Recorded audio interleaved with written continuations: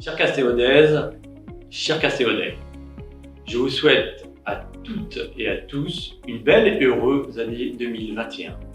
Je la veux optimiste, solidaire et pleine d'engagement. Je reviendrai rapidement sur l'année 2020, l'année de la crise sanitaire liée à la Covid et aux 2 phases de confinement. Année à rude épreuve pour le moral des Français et pour la crise économique qui s'annonce.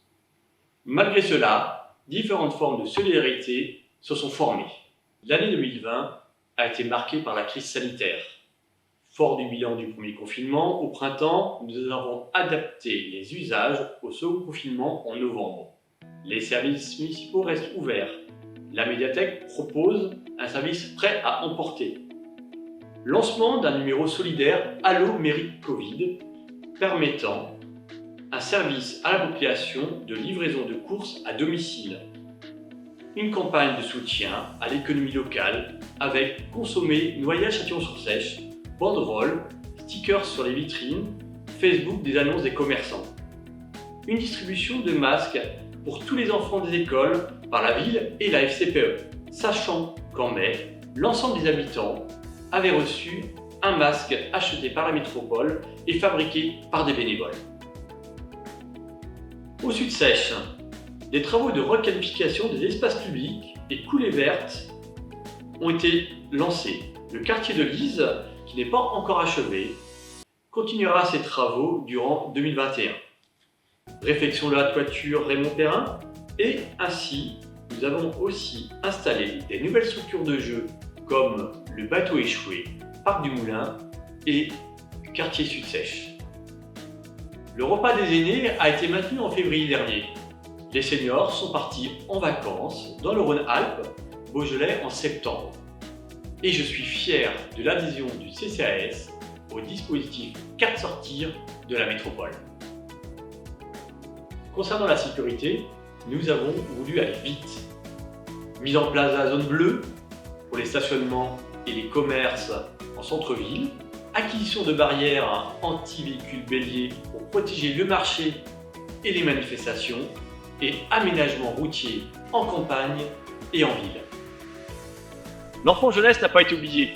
Des activités et des grands jeux ont été lancés pendant tout l'été dans les quartiers. Et on peut aussi souligner l'ouverture de l'école Le Petit Prince dès septembre dernier. L'intercommunalité au cœur des projets. Construction d'un bassin nordique à la piscine intercommunale de la Contrie et la gestion de l'eau potable est passée à la gestion d'un SPL Bassin Rennais depuis le 1er février. L'école de musique Jean Vienner a continué ses activités. Et nous avons acquis avec Chartres de Bretagne une nouvelle valise. Rennes Métropole est un partenaire indéniable. Dès le mois de juin, un plan de rebond pour relancer l'économie a été engagé. Gratuité des transports pour les moins de 12 ans et tarifs réduits pour les moins de 26 ans. Accès gratuit aux champs libres, musées et écomusées. Malgré la crise, nous avons pu organiser quelques manifestations.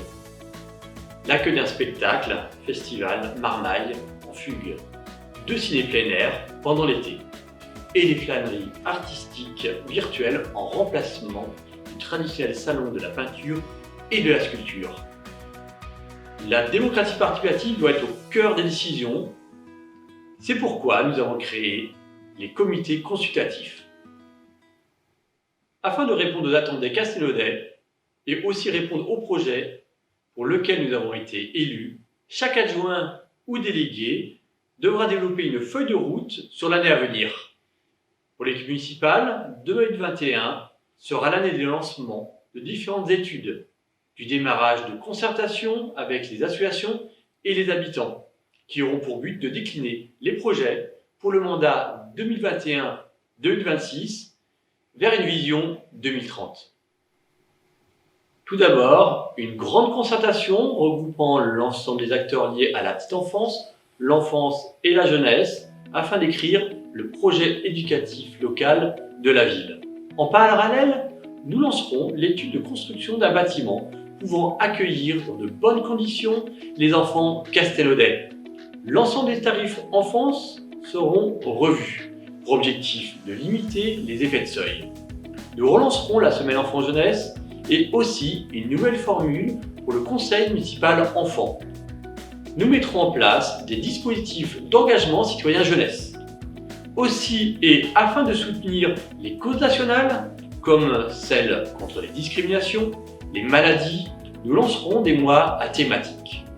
Une grande démarche de participation citoyenne sera engagée afin d'impliquer les habitants dans la vie de leur commune en vue de la mise en place, dès 2022, d'un budget participatif. Nous redynamiserons le milieu associatif par l'écriture globale d'un projet, sport, culture et vie associative.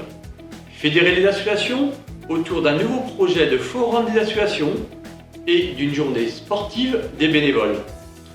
Concertation autour de l'analyse des besoins sociaux qui vous sera présentée fin du second trimestre 2021.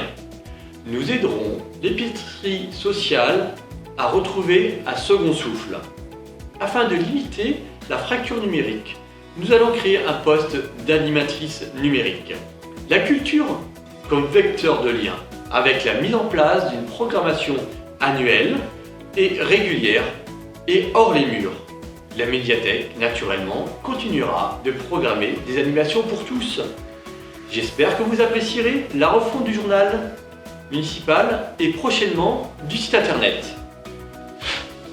Parce qu'il est essentiel d'entretenir nos bâtiments, un état des lieux et une programmation sera effectuée et nous valoriserons les bâtiments communaux existants. Aussi, nous valoriserons le patrimoine, suivi de Saint-Léonard, mise en valeur des calvaires, puits et autres monuments. Mener du projet de randonnée, ouverture, balisage, brochure des chemins et un plan annuel d'entretien. Le travail avec la métropole continuera sur l'entretien en campagne qui sera renforcé. La sécurité est une affaire de tous. Les équipes pédagogiques des écoles participeront à une formation premier secours. La prévention routière auprès des enfants et des habitants avec une nouvelle mascotte et de nouveaux radars pédagogiques en campagne. Une étude pour l'orientation de nos choix sur le mandat nous permettra de mieux maîtriser l'urbanisme et la qualité des bâtiments, et aussi la construction ou la rénovation des bâtiments publics. La maison médicale ouvrira ses portes à l'été. En relation avec la métropole, nous négocierons le futur plan local habitat et adapterons avec nos objectifs le plan local d'urbanisme intercommunal. Nous lancerons aussi le nouveau PCD, plan communal de déplacement, alliant différentes mobilités et équipements de sécurité, qu'ils soient à pied, à vélo, en voiture, en bus et multimodal. Concernant les finances, sans augmenter les impôts, nous augmenterons le budget de fonctionnement afin de lancer tous ces nouveaux projets. Nous allons continuer à travailler sur l'atténuation de la dette afin de lancer un grand plan d'investissement pour 2022. Je finirai mes propos sur une note verte. Le projet sur les rives de la Seiche permettra au plus grand nombre de faire des balades, jouer, se rencontrer tout en protégeant la nature. Plus que jamais, nous soutenons et travaillons pour que la piste cyclable vers Rennes sorte de terre. Nous symboliserons chaque naissance par un arbre planté. Sur cette dernière note positive, je vous souhaite à toutes et à tous une belle et heureuse année 2021.